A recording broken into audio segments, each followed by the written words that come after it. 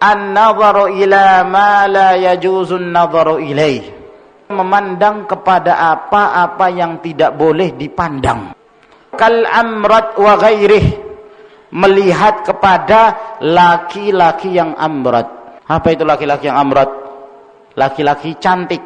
Amrat itu asalnya laki-laki yang tidak punya jenggot. Cuman kadang-kadang yang tidak punya jenggot ya tetap jelek. Tapi yang dimaksud adalah yang menimbulkan syahwat. Ada di antara laki-laki yang seperti itu. Berhati-hati ma'asyiral ikhwah. Terkhusus anak-anak. Rata-rata kan anak-anak tidak berjenggot. Rata-rata anak-anak ya mungkin mirip-mirip ke arah-arah wanita lah. Ini ada hukumnya di dalam Islam. Tidak sekedar itu kan laki-laki enggak apa-apa, nah lihat. Terkadang sebagian kaum muslimin bermudah-mudahan dalam masalah ini, sehingga sebagian mereka terjatuh dalam perkara-perkara yang diharamkan Allah Subhanahu wa taala. Sambil melihat seorang anak, wah, tampannya ya anak ini ya. Gimana saudaranya? Itu kan pandangan syahwat. Atau misalnya dia melihat anak-anak amrot, ya, saking pengennya dia datangi, dia peluk-peluk. Wah, ini bahaya ini. Yang suka meluk anak-anak bahaya. Yang suka mangku anak-anak bahaya. Ya, yang kalau ada anak-anak datang disalamin sambil dicium, bahaya. Mungkin pada awalnya mungkin enggak merasakan ya. Ternyata subhanallah menimpa sebagian orang. Seseorang kalau sudah ditimpa penyakit yang seperti itu, sangat sulit dia melepaskan dirinya. Oleh karena itu Syekhul Islam Ibnu Taimiyah, Ibnu Qayyim rahimahullah taala dalam kitab-kitab, sebagian kitab beliau itu sering memberikan peringatan dalam masalah ini. Hati-hati, sucikan hati. Di antara penyakit hati, suka memandang kepada murdan, laki-laki yang tidak berjenggot. Syekhul Islam Ibnu Taimiyah rahimahullah taala beliau mengklasifikasi hukum orang yang melihat laki-laki cantik menjadi 3 bagian. Yang pertama, melihatnya dengan syahwat. Apabila dia melihatnya dengan syahwat, maka ini hukumnya haram. Sepakat para ulama. Kalau misalnya ada orang melihat laki-laki lalu kemudian timbul syahwatnya, maka ini hukumnya haram. Bahkan kata Syekhul Islam, tidak bisa dipungkiri, sebagian anak-anak itu ada yang lebih cantik dari wanita. Sangat berbahaya sekali. Untuk menjaga agama kita ya ikhwan, hindari yang seperti itu. Sebelum antum terkena fitnah yang seperti ini, jangan dicoba. Jangan coba-coba. Ada bahkan yang mengeluh, dia mengatakan, Ustaz gimana? Pertamanya saya tidak merasakan apa-apa, tapi kok lama-kelamaan ya, saya merasakan sesuatu aneh. Saya tidak ingin kalau orang itu bergaul dengan orang lain. Saya ingin dia selalu dekat dengan saya. Ini bahaya ini. Cepat-cepat kamu pergi dari sini. Ya, mending seperti itu. Harus dipisah. Kata Ibnu Qayyim rahimahullah, obatnya orang seperti ini itu harus dipisah agar kemudian mereka masing-masing berada di tempat yang tidak pernah saling mendengarkan tentang beritanya. Lempar ke irian misalnya, ya, atau ke tempat-tempat yang pokoknya dia tidak pernah mendengarkan lagi. Untuk mengobati penyakitnya itu sangat berbahaya. Bahkan melihat mahram pun kalau dengan syahwat nggak boleh, kecuali istri dan kecuali budak wanita.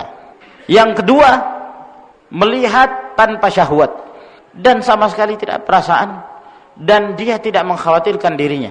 Yang seperti ini diperbolehkan.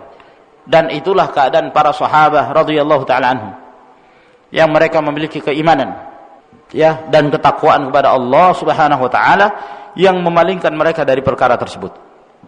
Yang ketiga, melihat tanpa syahwat tapi dia mengkhawatirkan akan muncul syahwatnya. Maka keadaan yang ketiga inilah yang diperselisihkan di kalangan para ulama. Akan tetapi pendapat Al-Imam Ahmad, Al-Imam Syafi'i, dan dikuatkan oleh Syekhul Islam Ibnu Taimiyah rahimahullah taala bahwa hukumnya haram, tidak diperbolehkan.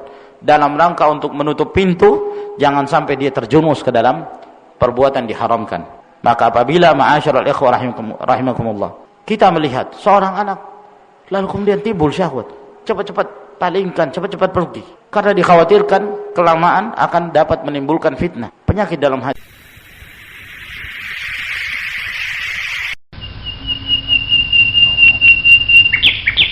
Nabi SAW mengatakan, uqtulul fa'ila wal maf'ula bih, bunuh itu yang kerja dan yang dikerjai, bunuh orang-orang melakukan liwat. Sampai seperti itu hukumnya. Nabi SAW memerintahkan untuk membunuh. Bukan hal yang biasa.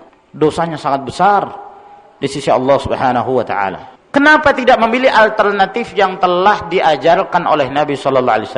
Wa man lam yastati' fa alaihi bis-shaum. Siapa yang tidak mampu, hendaklah dia memperbanyak puasa. Fa innahu lahu wija, itu adalah benteng bagi dia. Fa kana tahrimuhu aula, sehingga hukum diharamkannya memandang kepada laki-laki yang tidak berjenggot itu lebih utama. Wa aqawilus salaf fit tanfir minhum akthar min an tuhsa. Dan pendapat-pendapat para ulama salaf dalam memberikan peringatan dari mereka itu sangat banyak dari sekedar untuk bisa dibatasi. Waqad sammauhum al-antan, bahkan mereka beri nama laki-laki yang tidak berjenggot itu al-antan, orang-orang yang menjijikkan, supaya mereka jijik betul, menjauhi. Nah, liqaunihim mustaqdzarina syar'an, karena mereka memang jorok secara syariat.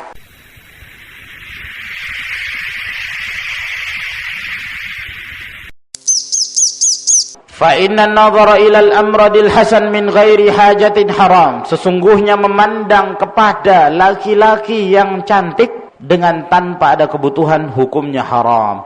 Sawa'un kana bi syahwatin aw bi ghairiha. Apakah dengan syahwat atau tidak? Tidak syahwat tapi dikhawatirkan akan menimbulkan syahwat. Sawa'un aminal fitnata aw lam ya'manha. Dan sama apakah dia aman dari fitnah atau dia tidak merasa aman darinya. Hadza huwal madhhabus sahihul mukhtar 'indal ulama. Inilah pendapat yang sahih yang terpilih di kalangan para ulama. Wa qad nassa 'ala tahrimihi al-Imam Asy-Syafi'i wa man la yuhsa minal ulama. Dan telah dinaskan tentang hukum haramnya oleh al-Imam Asy-Syafi'i dan dari kalangan para ulama yang tidak terhitung. Wa daliluhu qauluhu ta'ala. Dalilnya adalah firman Allah Subhanahu wa ta'ala. Qul lil mu'minina yaghuddu min absarihim. Katakanlah kepada kaum mukminin, hendaklah mereka menundukkan pandangan-pandangan mereka. Wali annahu fi ma'nal mar'ah. Kata Imam Nawawi, bahkan mungkin saja sebagian mereka laki-laki yang tidak berjenggot itu, atau bahkan kebanyakan dari mereka itu jauh lebih cantik daripada kebanyakan wanita. Iya kan?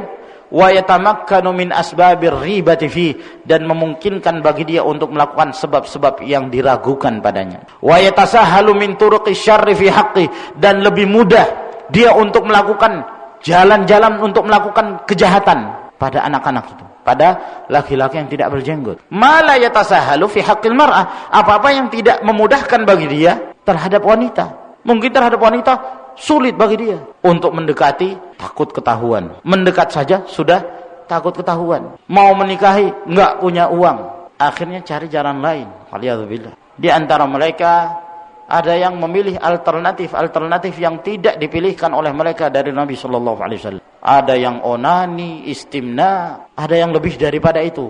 Pelampiasan kepada laki-laki yang seperti ini, waliyadzubillah, sangat berbahaya.